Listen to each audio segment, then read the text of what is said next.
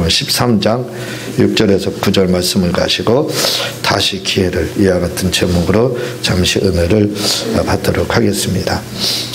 6절을 한번 읽어주시겠습니다. 시작. 이에 비유로 말씀하시되 한 사람이 포도원에 무화과 나무를 심은 것이 있더니 와서 그 열매를 보았으나 얻지 못하니라. 예, 주님이 그 전절에 빌라도에 의해서 확살당하고 또 실로암에 있는 그 망대가 무너져가지고 18명이 죽고 이런 거에 다루면서 회개하지 않았기 때문에 하면서 영혼의 문제에 주님은 육체의 죽음보다 영혼의 문제에 더 관심을 가지며 이렇게 말씀하는 것을 보았습니다. 그에 대한 비유, 구체적인 비유를 주님이 이렇게 말씀을 하고 있는데 이 비유라는 말씀이 헬라어로는 파라볼레 이렇게 나오고 있는데 또 호모이오를 두 가지로 이렇게 되어 있거든요. 근데 호모이오는 이 비유라는 그 말씀은 말 그대로 예를 들어서 이렇게 하는 것이 비유의 말씀입니다. 그러니까 예를 들어서 우리가 말귀를 잘 못 알아들으면 좀 쉽게 설명하기 위해서 구체적으로 예를 제시하면서 이렇게 이제 설명을 하는 거, 그걸 호모이오에서 예, 비유 이렇게 이야기하지만 여기에서 나오는 비유는 파라블레라고 해서 이 말은 마샬, 히브리어 마샬에서 왔습니다. 마샬이라는 뜻은 격언, 또 훈계, 잠언. 우리가 이 마샬이라는 말이 잠언서, 잠언 이렇게 돼 있거든요.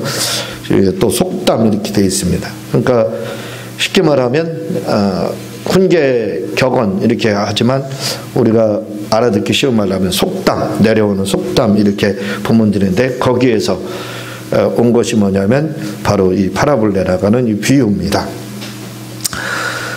그래서 이 비유의, 이 본문의 비유의 말씀이 발 그대로 나오는 것이 있습니다. 파라볼레.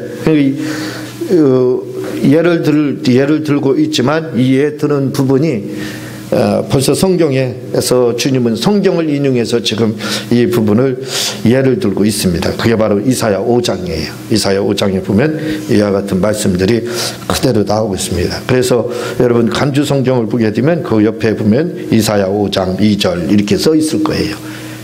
그러니까 파라볼레는 예는 들기는 드는데 바로 격언과 같은 거, 있었던 거, 그런 거 가지고 예를 들기 때문에 그렇습니다. 그래서 요 포도원에 대한 비유도 미리 이렇게 그 전에 있었던 걸 가지고 주님이 지금 이렇게 예를 들고 있습니다. 그래서 한번 이사야 5장 2절, 이사야 5장을 한번 찾아볼까요? 그러면 오늘 이 말씀을 이해하는데 아마 더 도움이 이렇게 되지 않을까 생각을 합니다. 구약성경 972페이지, 구약성경 972페이지 이사야 5장 1절 2절 한번 제가 읽어드릴게요. 이사야 5장 1절 2절입니다. 1절에 보면은 나는 내가 사랑하는 자를 위하여 노래하되 내 사랑하는 자의 포도원을 노래하리라. 하나님이죠. 얼마나 사랑하면 내 사랑하는 포도원, 이스라엘을 말하는 거예요. 이스라엘을 노래하리라. 주님이 굉장히 사랑한다 이거죠. 아끼고 사랑하고 관심 갖고 눈동자처럼 여기는 그게 바로 이스라엘. 지금으로 말하면 우리다 이렇게 보면 되는 거죠. 내가 내 사랑하는 자에게 포도원이 있으며, 사랑하는 자에게 이렇게 포도원이 다 있으며 심히 기름진 산이로다. 포도원이 있는데 사랑하는 자에게, 우리에게, 우리 모두를 말하는 거죠. 사랑하는 자에게 포도원이 있는데 그 포도원에는 아주 기름진 산에 있다 이거죠. 얼마나 잘 되겠습니까? 포도 농사가. 그 2절에 보면 땅을 파서 돌을 제하고 개간을 했다 이거죠. 그래서 돌이 있으니까 다 제거하고 박토를 다 척박한 땅을 이렇게 옥토로 만들었어요. 그래서 이제 포도를 쓰니까 좋은 포도를 심어야 되겠다.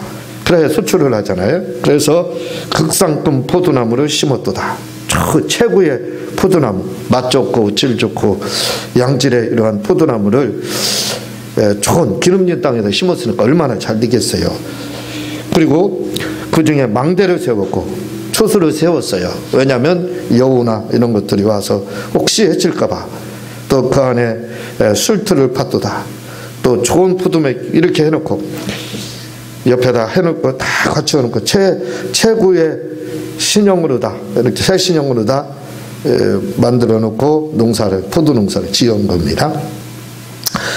팠도다. 좋은 포도 맺기를 바랐더니 들포도를 맺었도다. 결과가 엉망이에요. 이런 일은 사실은 있을 수가 없죠. 아니 포도를 최고 좋은 포도나무를 심었으면 그 열매는 분명히 좋은 포도가 열리게 돼 있어요. 당연하잖아요. 이건 심은 대로 거두리라 했기 때문에 거역할 수 없습니다. 그렇죠? 아무리 좋은 땅에다 최고의 포도나무를 심으면 거기에는 최고 좋은 포도가 열매가 맺혀지게 돼 있어요. 그런데 기적이 일어났습니다. 최고로 좋은 포도나무를 심고 좋은 땅에다 심었는데 열은 것은 들포도, 쓴포도, 아주 몹쓸 포도, 이렇게 나쁜 포도가 열렸다. 이런 일은 있을 수 없다는 거죠. 가장 좋은 곳에 심었는데 기적이 일어났습니다. 이것도 기적이에요. 좋은 작품이 나오는 것도 기적이지만 이렇게 최고로 좋은 곳에 심었는데 나쁜 게 맺혀진 것도 기적입니다. 4절에 보면요, 내가 내 포도원을 행한 것 외에 무엇을 더할 것이 있으랴. 내가 좋은 포도 맺기를 기다렸거늘 들포도를 맺으면 어찌 됨이요. 좋은 거 맺기를 좋은 땅에다, 기름진 땅에다 극상품의 포도를 심고 기다렸더니 맺혀진 것은 비참하더라 이거죠. 결과는 재료가 되는 것처럼 이렇게 좋은 결과를 맺지 못했다. 그래서 5절 6절에 보면 화가 났습니다. 포도원 지기가요. 이제 내가 내 포도원에 어떻게 행할지를 너에게 이르리라. 내가 그 울타리를 걷어 목힘을 당하게 하며 아예 이제 개방하는 거예요. 온갖 들짐승이 다 와서 다 먹게끔. 이건 이스라엘에 대한 저주지요. 그 다음을 헐어 질밟히게 하리라. 담을 헐었으니까 이제 외세가 침략해가지고 이스라엘 짓밟는 거. 결국 그 일이 바벨론에 의해서 일어나잖아요. 6절 내가 그것을 황폐케 하리니 다시는 자기 가지를 자름이나 복을 돋으며 못하여. 그러니까 가지를 자름 이런 게 없는 것은 가지치기 하여 거기에서 새순에서 포도 열매를 맺거든요. 그런 게 없게 못하게 한다는 거예요. 그리고 그 포도밭에 찔레와 가시가 날 것이며 또 쭉 가도 내가 또 구름에게 명하여 그 위에 비를 내리지 못하게 하리라. 이렇게 아예 저주를 하는 것이 이렇게 나오고 있습니다. 그래서 오늘 누가복음 13장 6절의 이 비유의 이 말씀은 바로 이사야 5장을 근거로 해서 하고 있다라는 것을 여러분들이 알면 될 겁니다. 포도원 이스라엘을 이야기를 하는 거죠. 그 포도원에다 무화과를 심은 것이 있으니 참 특이해요. 이런 일은 거의 흔하지 않습니다. 왜냐하면 포도원이에요. 그러니까 포도나무를 심어야 돼요. 그렇죠? 그런데 무화과를 심었다 이겁니다. 우리가 포도원 하면 이스라엘을 말하고 무화과나 포도 이건 이스라엘 백성들을 상징하는 거거든요. 그러니까 포도원이라고 하는 곳에 무화과를 심었다 이거죠. 보통은 포도를 심는다 이거죠. 근데 무화과를 심었다. 우리가 이스라엘을 상징하는 것은 주님이 이스라엘을 저주할 때 무화과나무를 저주하시고 무화과나무이 필 때 이렇게 이야기를 합니다. 그건 다 뭐냐면 이스라엘을 상징하는 거예요. 그러니까 포도보다는 무화과를 가지고 예를 드는 것은 더 구체적으로 이스라엘에 대해서 구체적으로 이야기를 하는 겁니다. 그러니까 포도원에 포도를 심은 것이 아니라 무화과를 심었다는 것은 이스라엘에 대한 관심이 지극하다 이거예요. 특별히 생각한다 이거죠. 보통은 포도나무 심는다 이거죠. 그러나 이스라엘 백성을 상징하는 무화과를 심었다 이거죠. 그러니까 이것은 좀 다르게 주님의 관심이, 하나님의 관심이 얼마나 이스라엘과 이스라엘 백성에게 그 눈동자에 초점이 맞춰졌는지 물읍니다. 그렇게 관심이 많다는 거예요. 그래서 이렇게 했는데 열매를 구하였더니 아까 말했듯이 들푸두, 개푸두가 이렇게 맺었더라. 열매를 맺지 못하였더라. 이렇게 이야기를 하고 있습니다. 7절에 보니까 포도원지에 이르되 내가 3년을 나서 이 무화과나무, 주인이 이렇게 포도원에 무화과를 심었지만 무화과가 열매를 맺지 못하는 거예요. 그래서 포도원지기에게 와서 주인이 하는 말씀이, 내가 3년을 와서 이 무화과나무 열매를 구하, 그것도 하루 기다리고 이틀 기다린 것이 아니라 한 해 뒤에 3년을 기다렸지만 포도원에 이 무화과 열매가 맺혀지지 않더라 이 말입니다. 이것은 하나님이 기대하는 그러한 바에 부응하지 못하는 거예요. 예수님을 주님으로 영접을 해야 되는데, 복음을 받아들여야 되는데 받아들이지 않은 거예요. 주님이 이렇게 3년 동안 사역을 했지 않습니까? 그러면서 복음을 이렇게 전했음에도 불구하고 그들은 관심이 없었어요. 무화과나무들이 이스라엘 백성이라고 했죠. 무화과나무들이 관심이 없었습니다. 열매를 맺는 건 주님을 좀 영접하고 받아들여야 되는데 안 받아들여요. 주인의 입장에서는 좀 받아들이기를 바라서 열매가 좀 맺혀졌나 보면은 이건 또 허당입니다. 아무것도 없는 거예요. 그래서 얻지 못하니까 이제는 찍어버리라. 어찌 땅만 버리게 하겠느냐. 그렇죠. 땅이 계속 포도나무 열매 맺혀지지 않는 나무가 계속 있으면 영양분만 다 빨아가기 때문에 알칼리성 땅이 이제 산성으로 변하게 되니까 다른 과실수에도 유실수에도 영향을 미치게 된다 이거죠. 그러니까 없애버리자 이렇게 이야기를 합니다. 그러니까 포도원지기가 8절에 보면 대답하여 이르되 주인이여 금년에도 그대로 두소서 내가 두릅하고 거름을 주리니 이렇게 이야기를 합니다. 하나만 더 기다려달라. 금년 하나만 더 기다려달라. 이렇게 주님이 이야기하는 부분이 나오고 있습니다. 로마서 8장 34절에 보면요, 다시 사랑하신 이는 그리스도 예수시니 그는 하나님 우편에 계신 자요 우리를 위하여 간구하시는 자신이라. 이렇게 이야기합니다. 이 간구하다라는 말이 헬라어는 변호하다 이렇게 되어 있습니다. 우리를 위해서 끊임없이 주님이 변호를 해주고 있다. 하나만 기다려달라. 하나만 기다려달라. 그 말입니다. 주님이 살아생전에도 이렇게 하나만 금년 하나만 더 기다려주세요 하고 중보자로서의 그러한 제사장의 사명을 감당하는 것이 본문을 통해서도 나오고 있습니다.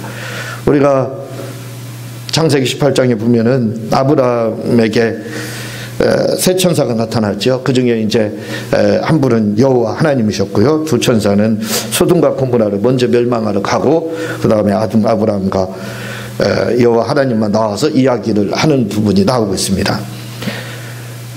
내 친구 아브라함에게 내가 비밀을 말해야 되겠다 하시면서 비밀을 이야기를 해요. 그 비밀이 뭐냐면 내가 지금 저 소돔과 고모라 땅을 멸망하러 가는 거다. 불과 유황으로 멸망하러 가는 건데 내가 좀 그거 비밀로 간직했었는데 너한테 좀 이야기를 해야 되겠다 해서 이야기를 하게 됩니다. 그러니까 아브라함이 사정을 합니다. 무슨 사정을 하냐. 어찌 악인과 의인을 같이 멸망하십니까? 절대로 그렇게 해서는 안 됩니다. 하나님은 공의로우신 분이 아닙니까? 하고 변론을 하게 돼요. 그래서 의인 50명, 40명, 30명, 20명, 10명 딱 내려갑니다. 10명이 없는 거예요. 당시에 10명 이 기준은 더 이상 내려가지 못한 것은 한 민족의 구성은 최소 단위가 바로 10명입니다. 그러니까 더 이상은 구할 수 없어요.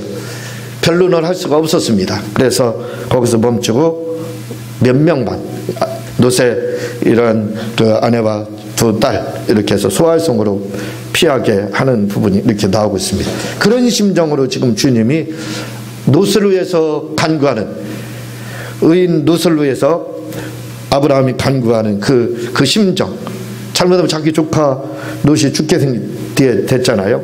그거에 대해서 진짜 하나님 앞에 간절히 이런 중복 기도하는, 제사장의 입장에서 중복 기도하는, 변론하는 그런 장면이 창세기 18장에 나오고 있습니다. 주님의 마음이 지금 그렇다 이거죠.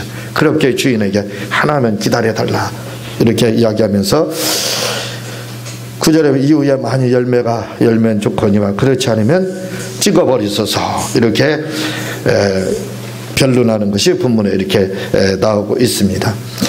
오늘 그 말씀을 보게 되면 12장 58절의 말씀이 계속해서 연결이 되는 거예요. 너희는 길에 있을 때 화해하라 이렇게 채권자에게 채무자가 화해하라 말씀을 하고 있어요. 그러면서 그거에 대한 그 화해에 대한 것을 지금 계속해서 사실은 이야기를 하고 있는 겁니다. 그러니까 길에 있을 때 화해하라는 것은 하나님이 우리에게 기회를 주셨을 때 그 기회를 놓쳐서는 안 된다 이거죠. 그 기회를 놓치면 우리에게는 다시는 화해할 수 있는, 주님 앞에 우리가 우리의 영혼이 구원받을 수 있는 그러한 기회를 놓치게 된다는 겁니다. 주님이 그 말씀과 같이 8절 말씀도 금년 하나만 그대로 두소서, 역시 똑같은 말씀입니다. 길에 있을 때 화해하라 하는 말씀과 기회가 주어졌을 때 그 기회를 놓치지 말라. 영혼이 예수님을 주님으로 영접하고 구원받을 수 있는 그 기회, 우리가 아무 때나 살아생전에는 우리가 기회가 언제든지 주어집니다. 죄인에게도 기회가 주어지고 의인에게도 기회가 주어지고 예수님을 주님으로 영접할 수 있는 기회, 하나님 영광으로 해서 살 수 있는 기회는 어쨌든 육체 속에 영혼이 머물러 있으면 그 기회는 주어지게 됩니다. 그러니까 주님, 우리가 지금 시대를 가리켜서 뭐라고 그러냐면 은혜 시대, 성령 시대 이렇게 이야기합니다. 요걸 8절씩으로 다 한 절로 요약을 하게 되면 금년 한 해에 해당하는 겁니다. 하나만 더, 금년 하나만 더 기다려달라. 이 한 해만 더 기다려달라는 것이 지금 은혜 시대, 벌써 2000년이 훌쩍 넘었습니다. 지금 그 하나만 기다려달라는 것이 바로 성령 시대라 이거죠. 이 시대에 대해서, 이 시대에 우리가 할 일이 있습니다. 고린도서 6장 2절에 보면은요, 가르치되 내가 은혜 베풀 때에 너를 돕고 구원의 날에 너를 도왔다 하셨으니 보라 지금은 은혜 받을 만할 때요, 보라 지금은 구원의 날이로다 이렇게 이야기하고 있습니다. 이 한 해 동안에 허랑방탕하게 한 해만 기다려주세요. 그러니까 우리 포도 얹기가 주인할 때 하루 한 해 더 기다려달라고 했으니까 나는 허랑방탕하게 나는 살아야 되겠다. 쾌락을 즐기면서 내가 살아야 되겠다 하면서 나쁜 짓을 하고 죄를 지으라고 한 해를 기다리라는, 금년 한 해만 기다려주셔서 한 것이 아닙니다. 바로 이때 고린도서 6장 2절에서 말한 것과 같이 은혜 받을 만할 때요, 구원의 때라 이거죠. 또한 회개해서 주님을 영접할 수 있는 그러한 때라 이거죠. 그래서 기다려 달라 이렇게 지금 하고 있는 겁니다.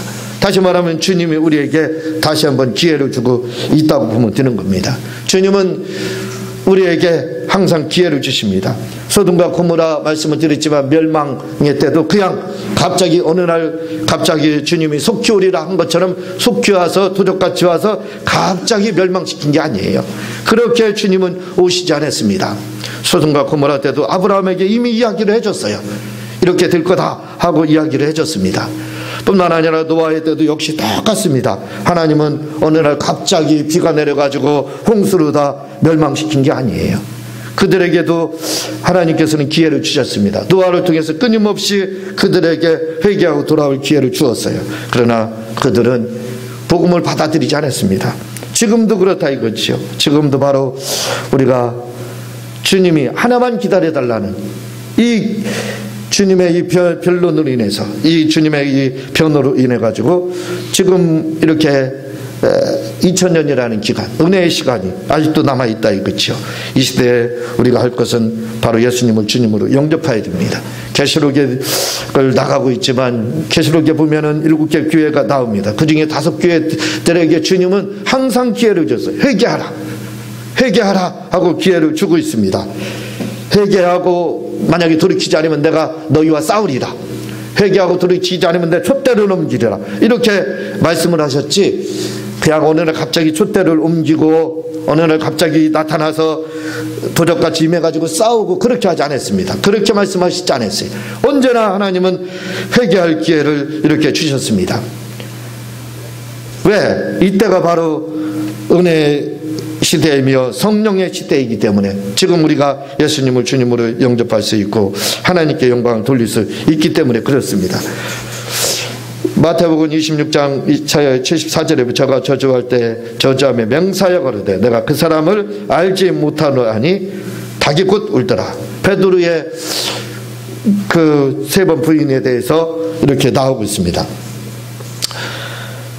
베드로에게도 하나님께서는 기회를 주셨어요. 다시 한번 돌이킬 수 있는 기회를 이렇게 주셨습니다. 그 기회를 놓치지 않고 베드로는 바로 이렇게 예수님을 다시 바르게 회개하고 돌아와서 그를 위해서 살다가 순교할 수 이렇게 됐습니다. 하나님이 우리에게 언제든지 이렇게 기회를 주신다 이거죠. 다시 한 번의 기회를 우리에게 주십니다. 왜냐하면 금년 한 해만 기다려주소서 했기 때문에 그래요. 은혜에 따라 이거죠. 구원의 날이라 이거죠.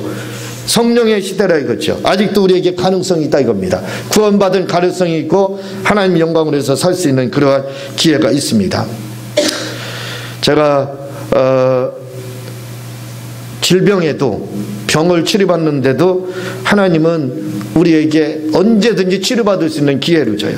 그러나 그 기회를 우리가 살리지 못하기 때문에 주님의 말씀이 이루어지지 않는 겁니다. 주님이 베드로전서 2장 24절에 보면은 채찍에 맞음으로 나았다 이렇게 이야기를 하고 있습니다. 또한 마태복음 8장 17절에 연약한 것을 짊어지셨다 라고 이야기를 하고 있어요. 그러니까 우리가 죽기 전까지는 질병에서도 치유할 수 있는 기회가, 치유받을 수 있는 기회는 굉장히 많이 있습니다. 근데 우리가 왜 질병에서 치료를 받지 못하느냐 이거죠. 하나님의 말씀이 왜 이루어지지 않느냐 이거예요. 그것은 우리가 여러 가지 기도를 할 수 있겠지만 질병 치유에 있어서는, 질병의 문제에 있어서는 중요한 것은 바로 축사입니다. 다시 말하면 악한 영에 대해서 우리가 예수님의 이름을 가지고 끊임없이 물리칠 필요가 있어요. 채찍에 맞으면 나았다고 그랬습니다. 연약한 걸 짊어지셨다고 그랬어요. 이것은 어제 오늘의 일이 아닙니다. 다시 말하면 주님이 우리를 치료했다, 이것은 어제 치료했다, 어제 이루어진 일이다가 아니에요. 그러니까 우리는 언제 치료를 받았냐? 바로 2000년 전에 치료를 받았어요. 어느 목사님이 이렇게 설교를 하시는데 팔팔하게 90까지 살다가 3일만 아프고 죽었으면 좋겠다 이렇게 말씀을 하다. 그 심정을 알죠. 그렇죠? 그래서 모든 분들이 다 그렇게 말합니다. 뭐라고 말을 하냐면 늙으면 아파서 죽는다 이렇게 말을 해요. 그래서 저는 강력하게 주장하는 것이 있습니다. 그 뭐냐면 아프지 않고도 죽을 수 있다. 그런 분들이 또 많이 있습니다. 모세도 그런 종류에 해당하죠. 또 그런 간증들도 많이 우리가 주위에서 들을 수가 있습니다. 병에 걸려서 죽는 것이 아니라 병에 걸리지 않고 죽을 수 있다 이거죠. 그래서 저는 주장하는 것이 120까지 우리는 건강하게 살다가 아프지도 않고 만약에 죽게 되면 내가 오늘 저녁 몇 시 정도에 아니면 난 몇 시 정도에 아마 아버지의 집에 저 천국에 갈 것이다. 그러므로 너희들 다 모여라. 이런 유언을 해야 돼요. 나는 아파서 죽을 거다 하기 때문에 아파서 죽는 거예요. 그러니까 우리는 다바르 말의 중요성을 다시 알아야 됩니다. 아파서 죽을 것이 아니라, 아파서 죽는 것이 아니라 아프지 않고 120까지 살다 나는 건강하게 팔팔하게 120까지 살다가 나는 아름다운 유언을 남겨놓고 죽을 것이다, 소천할 거다. 그러면 그대로 되는 겁니다. 우리는 그렇게 고백을 해야 돼요. 이렇게 예수께서 채찍에 맞음으로 나았다고 했습니다. 이것이 어제 오늘의 일이 아니에요. 그러니까 우리는 2000년 전부터 건강합니다. 그런데 왜 병이 오느냐 이거예요. 그건 여러 가지 요인이 있겠죠. 저는 의사가 아닙니다. 저는 신학자가 아니에요. 저는 그냥 목회자입니다. 그래서 저는 잘 모릅니다. 뭐만 아느냐면 예수께서 채찍에 맞으면 나았다는 것만 알아요. 나았습니다. 그게 하나님의 말씀이에요. 그걸 믿습니다. 그런데 왜 아프냐 이거예요. 나았는데 아프다 이거죠. 그러면 그것이 의사하고 신학자면 정확하게 규명을 하겠지만 성경에 보니까 예수님이 악한 영들, 다시 말하면 귀신을 쫓으니까 병이 났더라 이거죠. 이 병이 어디에서 왔는지 그 요인이 뭔지 저는 모른다 이거예요. 그러나 결론은 합니다. 주님이 안수하고 또는 그 악한 영들에 대해서 쫓으니까 낫고 병이 치료되고 문제가 해결되더라 이거죠. 그래서 이유는 결론은 간단합니다. 예수께서 채찍에 맞으면 나았다 했습니다. 나은 거예요. 그러니까 우리는 나았는데 아프다 이거죠. 왜 아프냐 이거죠. 내가 아픈 게 아니라 이거죠. 그건 뭐 때문에요? 바로 악한 영이 질병을 가지고 와서 아프다 이거예요. 그것이 100% 맞느냐 모른다고 했잖아요. 그냥 저는 성경에 그렇게 됐으니까 이야기하는 겁니다. 어쨌든 귀신을 쫓으니까 눈봉사도 나았고 벙어리도 치료되고 문제도 해결되고 하더라 이거죠. 그러니까 질병이 치유되더라 이거죠. 주님이 나았다고 했으니까 저나 여러분이나 다 2000년 전부터 건강합니다. 아프지 않아. 왜 아프냐 그러면 악한 영이 바로 질병을 가지고 와서 아픈 경우가 많더라 이거죠. 그러니까 몇 프로는 음식을 잘못 먹어서 몇 프로는 뭐가 부족해서 모르겠어요. 그건 저는 따지고 싶지 않습니다. 결론만 이야기하자 이거죠. 예수께서 채찍에 맞으면 나았는데 아픈 건 악한 영이 가지고 들어와서 그럴 가능성이 크다 이거죠. 그럼 우리가 할 일이 있습니다. 뭐냐면 이것이 음식으로 왔든 뭘로 나왔든 관계없어요. 그냥 예수님이 채찍에 맞아 나았으니까 나은 거 고백하고 아픈 거에 대해서는 악한 영을 쫓으면 되는 거예요. 그게 우리가 할 일입니다. 그러니까 질병 귀신에 대해서 예수님의 이름으로 나가라 명령하는 거예요. 계속 그 명령을 하는 겁니다. 저는 예수께서 채찍에 맞으면 나았습니다 라고 고백을 했어요. 급성 폐렴이 왔던 적이 있다고 했죠. 그 이후에 폐가 그냥 팍 막혀가지고 2년 동안 제가 일주일에 3번 내지 2번을 보문산 등산을 했습니다. 좀 폐를 뜰기 위해서. 그렇지만 뜰려지지 않았어요. 저는 계속해서 축사를 했습니다. 예수께서 채찍에 맞으면 나았습니다. 아프지 않습니다. 악한 영아, 폐를 아프게 하는 영아, 예수의 이름으로 떠나가라 해도 진전이 없습니다. 치료가 되지 않았습니다. 그 상태가 2년이 됐어요.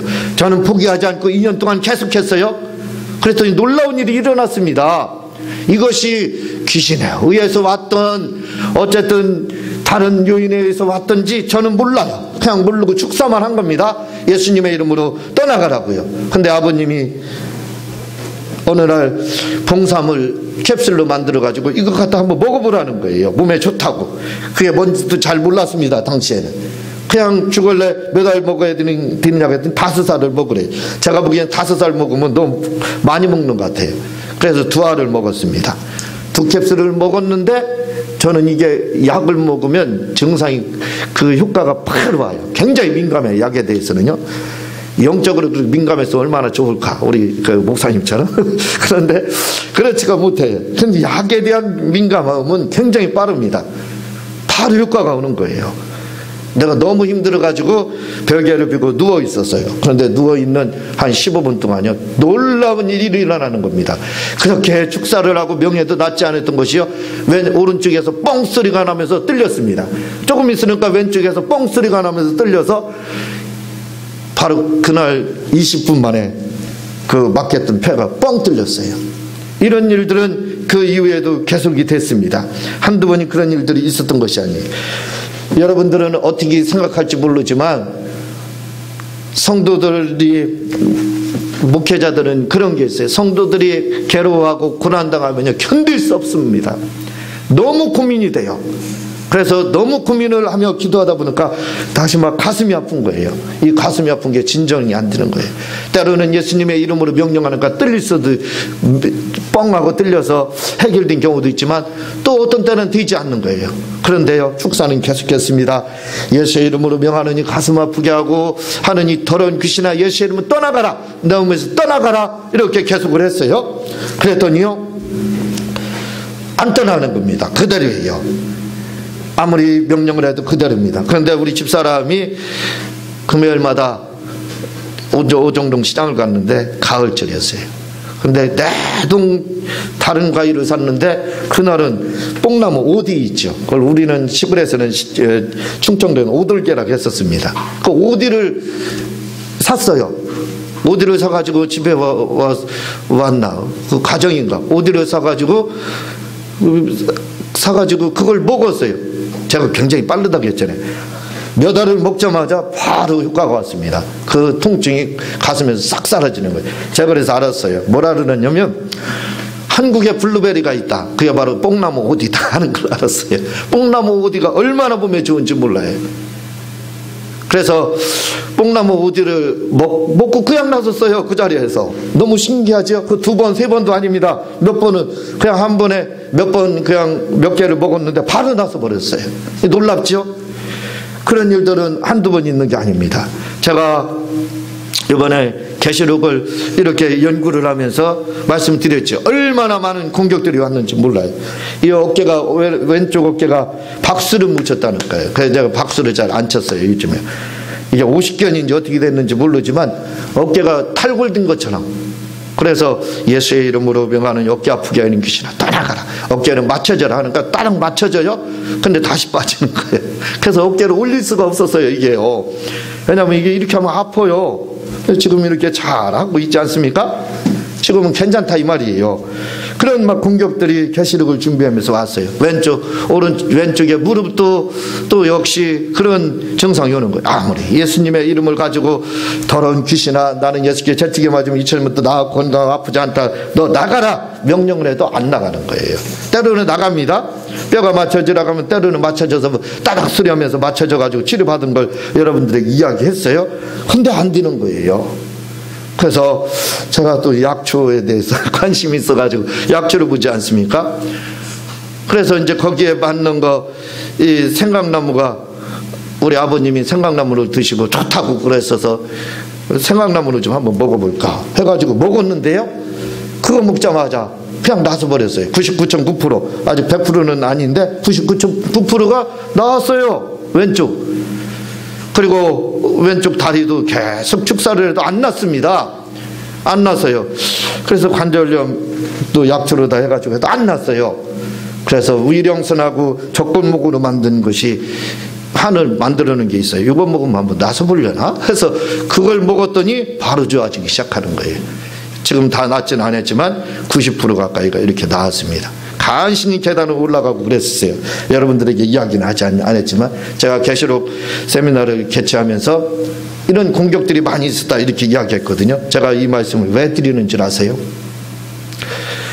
제가 지금 병 나은 거에 대해서 이야기를 하는 것도 있지만 그러나 중요한 뭔가를 지금 이야기하려고 해서 이 말씀을 드리는 겁니다. 무슨 말씀이냐면 여러분 예수님이 채찍에 맞으면 나았다겠습니다. 어제 오늘 일이 아니라 2000년 전에 얘기했어요. 그러니까 우리는 강건한 겁니다. 이게 어디에서 질병이 왔는지는 몰라요. 그러나 성경에서 말하는 것처럼 귀신을 쫓으니까 눈뭉사도 눈을 뜨고 벙어리도 말을 하고 죽은 자도 살아나고 병도 치료되더라 이거죠. 그러니까 그것만 믿고 계속 하는 겁니다. 제가 2년 동안도 막 축사했다고 그랬잖아요. 끊이지 않고 계속해서 했습니다. 그러니까요 여러분 계속 축사를 하게 되면 무슨 현상이 나타나냐면 반드시 약이 나타나요. 다시 말하면 이것이 귀신으로부터 왔으면 귀신이 떠나가요. 그래서 따닥 맞춰져서 치료받은 경우가 많다고 그랬죠. 귀신이 떠나가는 걸 느껴서 치료받은 적도 제가 많다고 그랬습니다. 그렇게도 느껴요. 그렇지만 여러분들이 말씀을 믿고 계속해서 축사를 하게 되면 무슨 현상이 나타나냐면요 약이 나타나요. 신기합니다. 왜? 주님의 말씀이 이루어져야죠. 채찍에 맞으면 나았다는 말씀이 이루어져야죠. 그러니까 축사만 했는데도 축사를 계속해서 하게 되면 어떤 병이든지 그 병에 걸렸으면 계속 포기하지 않고 저처럼 2년 동안 계속 축사를 하게 되면요 놀라운 일이 일어납니다. 어느 날인가는 약이 정확한 약이 나타나요. 나도 모르는 사이에 그건 뭘로 나온 거예요? 다른 병으로 온 거예요. 귀신을 쫓아도 병이 치료되지 않는 것은 뭐냐면 이건 귀신으로 인해서 온 것이 아니란 말이에요. 다른 쪽으로 온 겁니다. 그렇지만 귀신을 계속 쫓게 되면 그러나 치료는 반드시 임하더라 이거죠. 왜? 다른 쪽에서 약이 나타나요. 그래서 그 약을 먹고 결국 건강이 회복되는 거예요. 저는 아파도 병원에 가지 않습니다. 병원에 거의 안 가요. 제 1년에 몇 년에 한 번 병원에 가면 가지 병원을 안 가요. 그냥 기도로다 다 그렇게 물리치고 이겨내요. 그래서 그래서 거의 다 치료받습니다. 이렇게 명령을 하게 되면 병이요, 귀신에 의한 것 같았으면 귀신이 떠나가요. 그걸 제가 여러 번 느꼈다고 말씀드렸죠. 딱 떠나가서 통증이 바로 그 자리에 사라지는 거.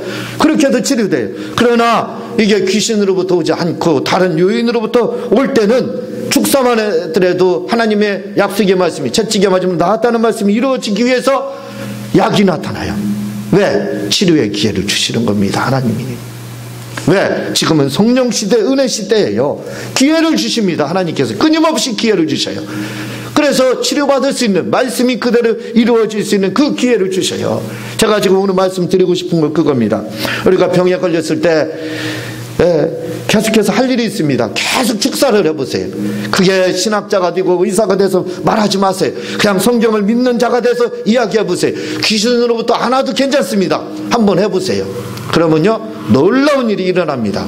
거기에 맞는 것이 딱 나타나요. 마르페, 약이 딱 나타납니다. 그래서 치료가 이루어지는 거예요. 그래서 저는 어쨌든 간에 병에 걸렸을 때 거의 다, 제가 이 탈장이라고 하는 거는 어쩔 수가 없었죠. 그건 어쩔 수 없는 거기 때문에 수술을 받았지, 나머지는 다 기도로 다 지금까지 다 해결해 왔습니다. 왜? 이 원리를 알고 있기 때문에 그런 거예요. 계속 축사를 하면 하나님이 치료의 기회를 주셔요. 그래 치료가 되는 겁니다. 물질 문제도 역시 똑같아요. 물질 문제도 작은 우리 교회 같은 경우 풀리지 않을 때가 많죠. 어렵죠. 그러나 얼마나 꿋꿋하게 잘 버텨오고 있습니까? 이걸 어떻게 해결을 하겠느냐 이거예요. 그렇잖아요? 근데 방법은 있습니다. 주님이 말씀하신 것처럼 예수께서 가난케 드시면 우리를 부유케 하라겠어요. 우리는 부유한 자입니다. 그러니까 부유한데 가난하고 어려운 것은 이거 역시 귀신으로부터 왔는지 누구로부터 왔는지 몰라요. 저는 그거 관심이 없습니다. 주님이 부유케 하셨다고 했는데 가난하고 어려운 것은 어쨌든 그냥 가난 귀신에 의한 거다라고 취급을 해요. 그리고 거기에 대해서 끊임없이 축사를 합니다. 그럼 놀라운 일이 일어나요. 그냥 오랫동안 몇 개월을 막 그렇게 가난 귀신을 향해서 축사를 합니다. 그러면 하나님이 부유케 하시리라 하는 약속의 말씀이 이루어지죠. 그 말씀이 이루어지게 하십니다. 왜? 지금은 금년 하나면 기다려주셔야 하는 은혜의 시대, 기회의 시대입니다. 기회를 하나님이 우리에게 주셔요. 그래서요, 계속 그렇게 축사를 하게 되면요, 무슨 일이 일어나냐면, 축사만 했는데 물질의 문을 열어줄 수 있는, 물구가 열릴 수 있는 다른 길을 열어줘요. 그것이 어떤 방법인지는 모릅니다. 그것이 어떤 방법으로 오는지는 몰라요. 그러나 어쨌든 간에 하나님께서 그 말씀이 이루어지도록 주님께서 가난케 우리를 부유케 하셨다 하는 말씀이 이루어지게 하셔서 그 문제를 해결할 때가 한두 번이 아니에요. 지금까지 그렇게 해왔습니다. 지금까지 그렇게 해왔어요. 그러니까 우리가 문제를 만났을 때 이것이 옳거니 그르거니 그런 거 논쟁할 필요가 없습니다. 왜 허비합니까? 시간을. 그냥 논쟁하지 마세요. 우리는 말씀을 그냥 믿는 자입니다. 이거는 근본주의적인 입장에서 말씀을 그대로 믿고 그냥 그렇게 선포를 하세요. 그러면 그렇게 악한 영에 대해서 주님이 말씀하신 것처럼 그냥 명령을 하고 축사를 하게 되면 언젠가는 하나님께서 진짜 그 말씀이 이루어질 수 있게끔 해주신다 이거죠. 왜냐하면 하나님은 우리에게 끊임없는 기회를 주시기 때문에 그래요. 여러분, 지금은 주님께서 금년 하나만 기다려 달라는 그 기회의 시간입니다. 이 기회일 때 우리는 하나님의 말씀이 그대로 이루어지게 해야 됩니다. 또 이루어지고 있습니다. 이렇게 우리가 축사를 계속함으로써 하나님의 말씀이 그대로 이루어지게 하시기를 주님의 이름으로 부탁을 드립니다. 이 시간 우리 주여 삼창하면서 통성으로 기도할 때 우리에게 우리 가정에 있는 가난과 질병 귀신을 예수님의 이름으로 쫓으시 바랍니다. 주여